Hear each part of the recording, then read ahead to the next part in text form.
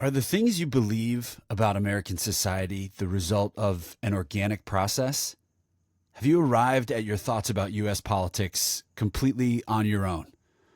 Or are at least some of your beliefs about subjects like government regulation, abortion, public schools, DEI, CRT, actually the result of a decades-long effort to shift the culture of America? Today's episode is about this 60-year project funded by wealthy extremist billionaires to trick us all into voting in their best interests. Their goal was to make their extreme version of conservatism widely acceptable and to attack anyone who thought differently. Our national divide, the deep polarization that mainstream media likes to talk about, was never organic.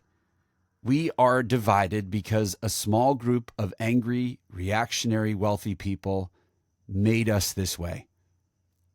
For our entire lives, a multi-billion-dollar shitposting industry has been at work to change our minds. And in the 2024 election, it finally achieved total victory.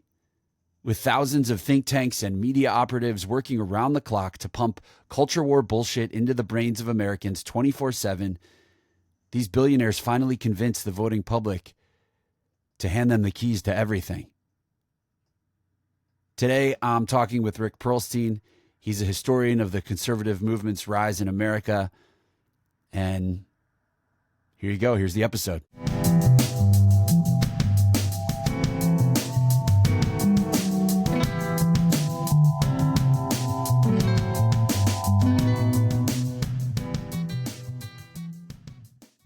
Hey, everybody. Welcome to Tricked, your antidote to the bro media industrial complex, where we talk about the powerful people who are warping our minds and how we can all fight for healthier information. I am thrilled. I am overjoyed today to be joined by Rick Perlstein. Rick Perlstein is the Michael Jordan of American historians. It's true. He has written 4 books about the rise of American conservatism in the United States: Before the Storm, Nixon Land, The Invisible Bridge, and Reagan Land. He's the perfect person to talk about this 60-year effort by ultra-conservative right-wing billionaires.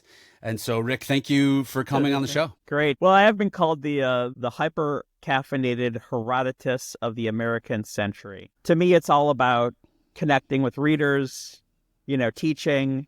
And so this is kind of why I do it. Awesome. Let's get right into it. So pundits talk all the time about polarization, right? We're hearing all the time these days about how divided we are, but I think they never really get to the true and what to me is the obvious cause of our division. The true cause of our polarization being this 60-year effort by basically aggrieved, wealthy white dudes to make things this way. Right. Normal political differences have been exacerbated by thousands of dark money pundits, think tanks, politicians who manufacture culture war BS in service to these right-wing billionaires who want to divide us and make their greed and hate more palatable. Yeah, absolutely. Well, the media was a big part of that. I mean, if you read Southern newspapers in the 50s and the 60s, they look like Fox News.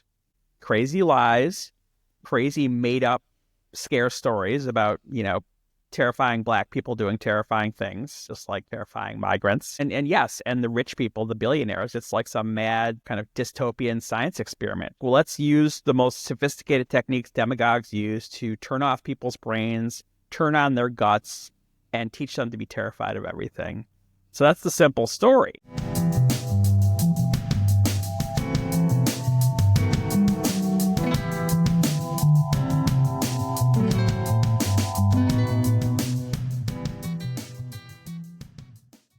And what they did was, there was a lot of resistance to this, obviously. They built institutions and they hacked the media, and they hacked the media's idea that fairness is equivalent to giving equal space to Republicans and Democrats, right? You can only call as many fouls on the Republicans as you can on the Democrats, which I compared in a recent column of mine to a boxing referee saying, well, if one fighter hits the other guy in the nuts 20 times and the other guy hits the first guy in the nuts maybe once by accident, fairness means both sides are exchanging, dirty shots. But a lot of people, the people funding this, which is kind of what you're getting at, really just wanted to use this as an excuse to destroy trust in the government itself, because the government was the people regulating their companies. The government was guaranteeing union rights. Right. Right. So you touched on a bunch of things there that I want us to explore. I think the first one we should touch on is the impact of the Powell memo. The Powell memo is this 1971 memo that was written by this future Supreme Court justice to his buddy in the Chamber of Commerce. Did it really truly have the impact that historians talk about, where it really motivated and animated these business executives who latched onto the idea of, hey, wait a second. There's too much call for regulation. They need to fight back. Or I think their language at the time was, business might become extinct. Well, it's an aristocratic kind of language. We're going to lose the power we have to control society, right? The Powell memo is kind of funny because it's a little bit of a red herring. I mean, it's really famous because the guy who wrote it, became, Supreme Court justice. He was seen as a moderate and this good guy, even though he was a tobacco lawyer who, basically helped the tobacco industry evade regulations in the 60s. But there are tons of Powell memos. You see memos like that kind of all the frickin' time, going back to the 20s, really. Basically, memos, plans, books, secret schemes, about how to break the back of labor, how to break the back of regulations. The Powell memo was 1971. You really kind of see businessmen really kind of becoming what I call boardroom Jacobins, kind of like revolutionaries for capitalism, after the kind of Arab oil shocks of 1973. When America, which bestrides the world like a colossus in terms of economics, goes from 20% of the world's exports to 50% of exports, suddenly is brought down many, many pegs, by the third world, saying we're going to take control of our own resources. And just, the end of this insane economic boom that the world enjoyed, but especially America enjoyed, because the rest of the world was smashed by World War II. Such that between 1945 and say 1975, the wages of the average American doubled. I say you grew up with an outhouse and you ended up with a vacation house. That was really when you begin to see these people really forming these kind of united fronts against things like consumer legislation, against things like labor legislation. And you can read that story in a chapter I wrote called Boardroom Jacobins in Reaganland. And the bottom line is the Republican Party is able to take advantage, because they're just so ruthlessly opportunistic, of take something like the collapse of wages for ordinary workers, right? Ronald Reagan had an app for that. He's going to say, we're going to lower everyone's taxes, and that's going to make America so rich that your money's going to come back. That's the same, nonsense Donald Trump, is selling. And when you kind of combine that with the idea that the Democrats are not for you, they're for they, them, as Donald Trump puts it. But, same story when Ronald Reagan was telling the story. It adds up to a very compelling kind of fake populism. And when it comes to kind of pulling the wool over people's eyes, media is super important. And there's just so much kind of conspiratorial stuff when it comes to the media. And, whether it's kind of right-wing media, like, Fox, or now something like, the right of Fox, like Newsmax, or something like Clear Channel, which owns all the radio stations and was able to use corporate consolidations to not just have many more radio stations than the original Federal Communications Act allowed, but to turn them into ideological vehicles for this kind of politics by hiring all these right-wing talk radio people, or mainstream media by the strategies of working the ref and kind of playing this fairness game. And without that, it's really kind of inconceivable, because it really is kind of a process of, mass brainwashing and using very sophisticated techniques to kind of turn people from reasoning creatures into feeling creatures, into, from kind of high level thinkers to kind of lizard brain thinkers, in which everything is a threat, but we have a plan to solve the threat. And then next year it's a new threat.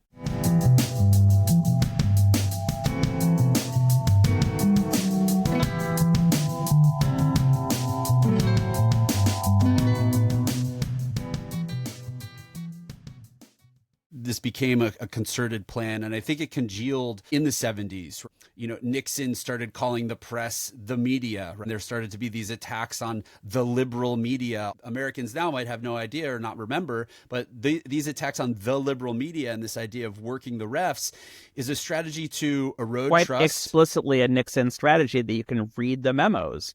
It's so interesting that now, Trump and people are talking about how Trump is threatening, say CBS News or the licenses of the broadcast stations, which are controlled by the government. Literally, there's a memo by Jeb Magruder that says, this is how we're going to do it. We're going to take over their licenses and we're going to get them to play ball. So speaking of these memos, in the 70s, Roger Ailes, who worked in Nixon's White House, he wrote a memo called, a plan for putting the GOP on TV news. Yep. And in it, he wrote, people are lazy. With television, you just sit, watch, listen. The thinking is done for you. Right. And I want the audience to really let this sink into their minds, because it is what is happening now today as well, on this massive scale where the TVs are in our hands and we are able to be reached at all times. People are lazy. With television, you just sit, watch, listen. The thinking is done for you. Right. This is the Isn't man that wild? who helped create Fox News. Isn't everybody. that wild? Yeah. This is what he believes about you. Yes, these guys literally say, this is how we can manipulate people.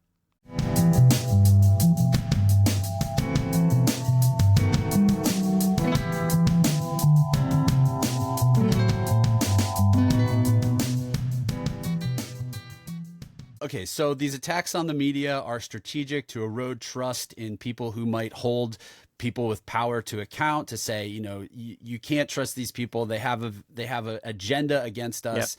Yep. So don't listen to them. Listen to the media that we are building. The initial media effort was this like newsletter writing and these people with like serious commitment to the cause who went and got, entire lists of people who had like maybe voted a certain way or signed up for a certain thing.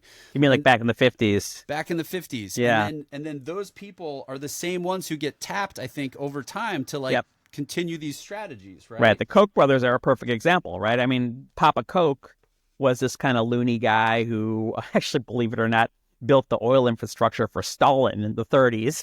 Felt a little guilty about that. But he was one of the original loons who joined the John Birch Society in 1958. And he trains up his sons who, become these, zillionaire donors who, much more sophisticated than their dad, build all these institutions that can kind of manipulate people. We're going to get into these billionaires. I'm going to start naming names pretty soon. Sure. Name the names. This report I found by the National Committee for Responsible Philanthropy, it was this 1997 report that was kind of taking stock of what had been going on in the last 10 or 20 years of grant making. And they recognized that their efforts were not succeeding nearly as well as these rising conservative efforts. And so in this report, they talk about a concerted effort to undermine and redirect academia, Congress, the judiciary, executive branch agencies, major media, and even philanthropy. They talk about creating and cultivating public intellectuals and policy leaders. Yep. And they talk about building a counter-establishment of research, advocacy, media, legal, philanthropic, and religious sector organizations. They're very paranoid people because they believe that we're all kind of like have this conspiracy of, kind of that's the reason, the only reason everyone isn't conservative is because we did that.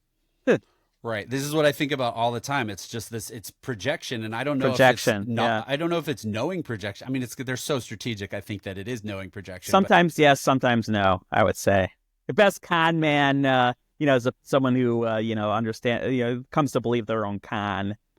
For sure, right? If you're that committed, you're not going to even question anything. I mean, this whole Soros thing, it's like there's just 100 Soroses on this side, right. Who are... It's 100 Soroses to one. Exactly. And their Soroses are much more partisan. Soros is just like, I want people to be well informed. Yeah, well... and vote. Right, exactly. Which, they have a big problem with, so they've created this boogeyman out of him. So it's an approach that touches on universities and think tanks and Yep, media outlets. And with universities, we're seeing that a lot more today with like that's Charlie right. Kirk and They're Turning doing a Point great job USA. with the universities, but they've been trying for a long time. One of the most important books in the history of the right, God and Man at Yale by William F. Buckley in 1951, is the kind of strategy that Chris Rufo and Charlie Kirk are doing, which is basically turning over the curriculum of universities from their professors to their owners, as they see it, their owners. Basically the boards of trustees, the Bill Ackmans, the state legislators who are, reactionary wackos.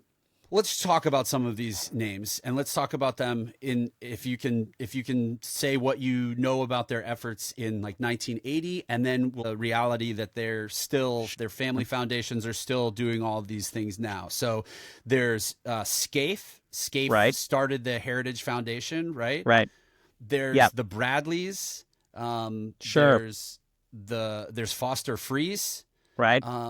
What do you know about those people and what they were trying to do in the 80s? So Scaife is interesting because, of course, a lot of these guys are scions of inherited wealth. I mean, they did nothing other than be born, right? Scaife is a Mellon. Mellon was a terrible figure in American history who just basically was a banker who tried to pile up as much money as possible and control the American economy, and literally was impeached when he became Treasury Secretary by people who saw what he was up to. So his, great grandson or whatever, Richard Mellon Scaife, and is a little touched, right? And a lot of these guys have a little bit of screw loose. And Scaife's kind of biggest accomplishment, yes, was, I would say, first him and Adolf Kors, the beer guy who hates unions, funded the Heritage Foundation. And the Heritage Foundation was a very clever outfit in that they make things that look like academic studies, but they decide what the results are going to be in advance. And it became much too easy for them during the 70s and especially in the 80s during the Reagan administration to convince the media that there was some sort of social science truth behind what they were doing. That was the Heritage Foundation, and Scaife was the big funder of that. And then later on down the road, in the 90s, Scaife was the guy who funded something called the Arkansas Project, which was basically going down to Arkansas during Clinton's presidency and kind of showering money on just about anyone who would make up a crazy story about Bill Clinton. Like these guys who guarded him would tell stories about how he hung condoms on the governor's mansion's Christmas tree and stuff. All kinds of crazy theories came out of the Arkansas Project. David Brock's book, Blinded by the Right, tells this whole story. And, they had all these crazy conspiracy theories that were funded, again, by Richard Mellon Scaife and this magazine, The American Spectator, like the idea that Clinton was running drugs out of a rural town in Arkansas, and this crazy idea that he had all his enemies killed, and this crazy idea that somehow he's involved in this real estate scam with Whitewater. And that's the important thing, because this stuff doesn't really go anywhere unless suckers in the mainstream media pick it up. And New York Times decided Whitewater was where it was at. So they put Whitewater on the page over and over again.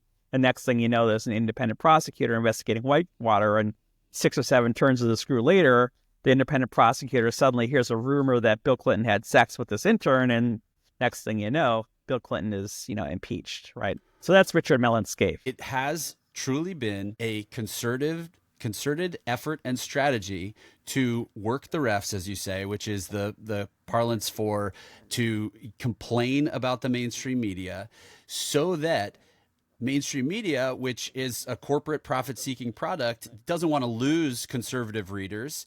It doesn't want people to believe the idea that it has bias. So then when all of these think tanks that are funded by these right-wing billionaires, when they put out these like less than true, or they write like a one-pager really quickly and they get it out to a journalist. One thing that was really fascinating to me about that report that I mentioned from 1997 was that it found that in 1995, media references to far-right think tanks outnumbered references to center or left of center research institutions by 7-1. So that, because they have more money to promote it. And then when they generate this BS, it's more likely to be picked up by what we would believe are, fact-based Flooding the journalistic zone with enterprise. shit, as Flooding Steve the zone Bannon with put shit it. is not a Steve Bannon original idea. It is a 1970s right-wing billionaire idea. Who's the next guy? Let's do Bradley, because he comes up. He's funding he's my everything. homeboy. I'm from Milwaukee. Okay, right. Bradley was also another guy who was one of the original John Birch Society guys. There was this crazy anti-communist kind of McCarthyite knucklehead named Dr. Fred Schwartz. He was Australian. And he gave this testimony to Congress in the 1950s about how the Soviets were using kind of Pavlovian techniques to brainwash Americans. And he gave this long speech, and Bradley printed it out in a poster. They must have given out millions of copies of this. And the thing on the top says, "Will you be free to celebrate Christmas in the USA?" Which is the war on Christmas right there in the 50s. And that's knuckleheaded stuff, right? The idea that they're going to use the techniques for brainwashing dogs to brainwash humans, and they're going to put out these crazy posters. But this sophisticated stuff, right? This is like, we're going to have seminars for radio hosts. We're going to have seminars for judges about how you should make judicial decisions based on right-wing economic theory, right? You should, they subsidize social science. Their big thing was school vouchers, right? And charter schools. The Bradley Foundation was also really good when it came to school politics, breaking the back of the public schools as an institution that would teach everyone the same thing and try and reach a common level of critical thinking shared by the whole population, instead of having this triage where you basically elevate some and let the rest rot. They were very good at selling that to black politicians in Milwaukee, because the schools were so bad, we might as well try something, which is also a rhetoric of Donald Trump. So, that's the Bradley Foundation. They're, still around. They just, if you talk to people who, used to be on the right and aren't anymore, like the money that you can get showered for doing nothing. They're always giving each other awards. They're always giving each other grants. There's always giving people book contracts, like, Charles Murray, the Bell Curve, AEI, the Right Wing Foundation, would put together these junkets, which they would, they would send journalists to these, tropical locations to learn about the arguments of the bell curve. It's just money, money, money, money, money. And it's kind of funny because they supposedly believe in the marketplace, but the marketplace of ideas, is completely, distorted by, basically affirmative action for conservative ideas that would never survive in the actual marketplace. Exactly.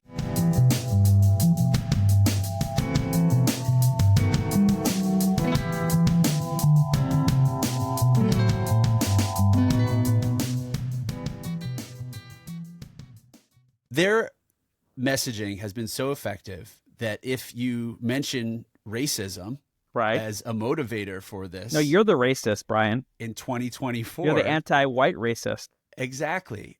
But these guys, there's a very strong through line of just abject racism to all of this, yeah? That is true, yeah. The bell curve is the perfect example. I mean, it was like dressing up in terrible social science that literally people teach classes about how bad it is and how, you can teach people how not to do statistics from this book. But it was just basically that black people are genetically inferior to white people. Christopher Rufo's big project, his whole idea is if you see a black professor, that means that they got their job because they're black and they're not held to the same standards as white people.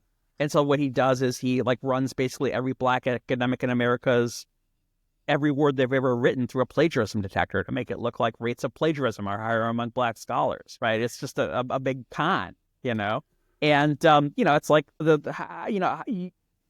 just the idea that black people aren't as smart as white people. Like, how narrow does your associations have to be to buy that? But it's a very comforting thing for white people who are, say, losing their place in the global economy to hear. It's the old scapegoating trick.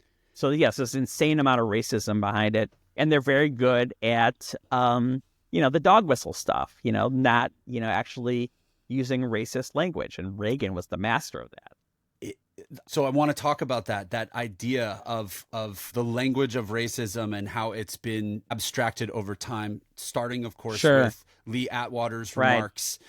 Yeah, and if you Google my name and Lee Atwater, you can see my article about how that came about. Oh, incredible. Okay. Yeah. So I'll just do the heavy lifting here. I will read, obviously with censorship, his quote from 1981, where he talks to someone about how abstract this whole thing is. And he says, "You start out in 1954 by saying N-word, N-word, N-word. By 1968, you can't say N-word. That hurts you. It backfires. So you say stuff like forced busing, states' rights, and all that stuff. You're getting so abstract. Now you're talking about cutting taxes, and all these things you're talking about are totally economic things, and a byproduct of them is blacks get hurt worse than whites. We want to cut this is much more abstract than even the busing thing, and a lot more abstract than N-word, N-word." And Yeah. then you have now that arc has continued, Right. but now they have this hammer of Donald Right. Trump. The train whistle, not the dog whistle. Right. So he's talking about eating the dogs and eating the cats, which they've done such a good job of telling you that you're racist if you bring up racism, that even that had trouble, gaining ground as something that we should all be scandalized by. But then I just heard this NPR interview, which sort of normalized the heck out of Leonard Leo, who is also a billionaire-funded apparatchik of this effort, who has corrupted our courts and runs the Federalist Society. He and Tucker Carlson, they talk about it as the Western cultural tradition. Oh yeah, that's so funny. The Western cultural tradition. I was just not to get too deep in the, nerdy weeds, but I was just reading about how literally the Roman Empire supposedly fell, but it really just kind of moved to east to Byzantium, right?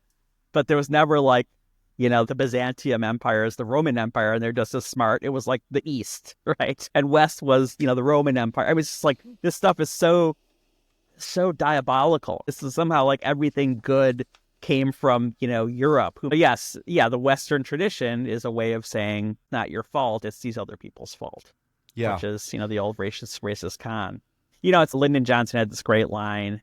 He said, basically, with this trick, you can make the lowliest white person, not only believe that, everything that happens to him is some poor black person's fault, he'll turn his pockets out for you. Yeah. Okay, I want to bring this home. I just want to quickly mention Bring it home, brother. How we are here today, where these same names that we just mentioned are the same names that are doing all of this stuff today. Ben Shapiro got $5 million to launch Daily Wire from another set of anti-climate, anti-LGBTQ billionaires, the Wilkes brothers. They also fund PragerU, which is an unaccredited education program that makes videos to show students, including cartoons where Frederick Douglass says slavery isn't so bad. Charlie Kirk, who is ubiquitous. I think they're doubling down. I have gotten so many ads on Instagram in the last 2 days alone for these Daily Wire shows that are about am I racist? And 8 of the 10 top podcasts are right wing, and they're all subsidized up the kazoo. Absolutely. And Charlie Kirk's Turning Point USA is this fake grassroots thing that is funded by the Bradleys, the U-Lines, Foster Freeze, and the Koch brothers. And this thing, Donors Trust, which is, the Bradleys since 2000 have donated $500 million apparently to Donors Trust, which is just this sort of dark money place where they can all put their money and say, put it towards all of these things. You mentioned Christopher Rufo. I think the audience needs to understand that they only think about CRT and only think about as a scam. DEI because the Kochs, the Bradleys, Heritage, Claremont, Manhattan Institute, where he's a fellow at all of those things, they find these folks, and maybe these folks are just getting started in their, hate mission or whatever it is, and then they fund the crap out of them because it serves their interests. Moms for Liberty, Foster Freeze, Heritage, Parents Defending Education, which opposes factual teaching of racism in schools, the Coors, Bradley, Donors Trust. Just want to get that out there. But to bring it home, I just want to talk about your perspective on what's going to happen. And I also want to talk about this really beautiful thing that you wrote in 2016, this article called Peter's Choice, which is what my whole project is about, is this reality that as we move forward into this post-truth America, we can't abandon each other. We can't continue to be divided. But so first, I just want to ask you, historians are seers, I wish. we've been talking about how, Ronald Reagan was Make America Great Again in 1980s. It's Make America Great Again now. You've just naturally drawn all these parallels as we've been talking about these things. Obviously, there has been a push for more civil rights with gay marriage, with, rights for LGBTQ people, with maybe some people in society who want to believe and describe immigrants as desperate people instead of criminals who are invaders, coming to harm us. Right. There's this push and pull of history. It seems to happen at a faster frequency these days. Yeah. What do you think is going to happen in the next couple of years? Well, it's a very dire situation. I try to avoid, happy talking, glibness, and, being Panglossian. It's going to be ugly. But I guess one thing that I do kind of realize in my own life is each of us really has a lot of individual, everyday opportunities to resist. The mayor of Denver, just recently said, if Homan and Steve Miller come to my town to round people up, I'm going to be standing there at the city line, with my body in the way, and there's going to be 50,000 maybe of me. The Illinois governor did that too, right? Did he? Well, Pritzker's great, And so, I mean, this can't happen without kind of the permission of lots of people. There's going to be a lot of bullies, and there's going to be a lot of bullying. And you see it every day. Every time you make a social media post criticizing Trump, some stranger comes up and comes into my, slides into my social media pages and says, "Oh, why are you crying? We won. We get to do whatever we want." And these are all just opportunities, to kind of gather people together and give them language to resist. When they talk about invaders and when they talk about, criminals coming from overseas, it's like, don't say that to a Jew. Because if people like you had been saying that, and there have been enough people saying that in the early 20th century, I wouldn't exist and my great-grandparents would have been soaked, right? People know what the Nazis did, right? To make those connections. Say, if you keep on talking like that, you're going to be the kind of person who shows up in a History Channel documentary, So, what's going to happen is very scary stuff. And what's going to happen is is going to be lots of us becoming politicized for the first time by standing up to that stuff. And it's going to be a battle, and you just cannot retreat. And since a lot of it is a media battle, make media. Thank you. That was really well said. And it ties into this idea of the Peter's choice thing, because I think the other component of what you're saying, and the component for me, is that I do see obviously this language of othering won't stop. Yes, and I think what you're getting at with Peter is a lot of the people we're talking about, they're victimized by this stuff. Yeah, they might be acting like bad people, but they've been made to act like bad people. So yes, never forget about their common humanity. Let me just end with a story. It's kind of my connection to Red America, like a lot of people in the upper middle class, is we have a cabin we go to in the woods on the weekend. Right? Happens to be in rural Illinois, in a county that voted 70% for Bush. We live on a lake. One of my person I kind of acquaintance I have from that lake posted on Facebook, basically, "We won, get over it." Well, he said, "Welcome to the kingdom, the Red Kingdom."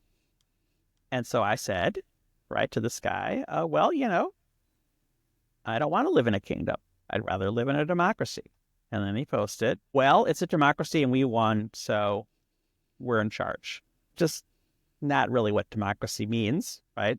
But anyway, so I said, well, actually, we're neighbors. And I'm going to do what the Bible says and love you as I love myself, because we're stuck with each other, right? And I got a little like from him. So maybe that's one teeny little thing. We can, raise up our level of humanity, and it's worked before. Franklin Roosevelt did it. Lyndon Johnson did it. We shall overcome. Raising up our level of humanity. I want to just finish by asking you, because I'm all about healthy information, which I describe as fact-based information that contains transparency and context of the events that are happening. Where do you get your news and information? My first stop is Talking Points Memo, the Josh Marshall site, because the 25 years that Talking Points Memo has been in existence, you have a record of all this stuff happening in a way that in the New York Times, maybe it's in there, but it's buried. And a daily update that David Kurtz, their main staffer, posts every morning gives you a pretty nice little digest of the scary stuff that's happening, the smart stuff that people are saying in response, and occasionally they'll give you something to do about it. So I think Talking Points Memo is a really good kind of daily bite for everyone. Thank you. And we live in this society of individual accounts on microblogging sites. Is there any particular voice that you really like to follow? Any particular person who you like what they say? Yeah, another Brian Beutler. He's really good at kind of like what the Democrats can do to fight back. And on a more kind of like deeper intellectual tack, who kind of really goes back into the history of fascism in Europe, and some of the intellectuals who really kind of got their minds around it and kind of did this work before, that we can kind of, so we don't have to reinvent the wheel. There's a guy named John Gans, and his Substack is called Unpopular Front. What is the name of your forthcoming book? Do you have a name for it yet? It's going to be called The Infernal Triangle, How America Got This Way. And it'll be coming out in the election season in 2026, hopefully.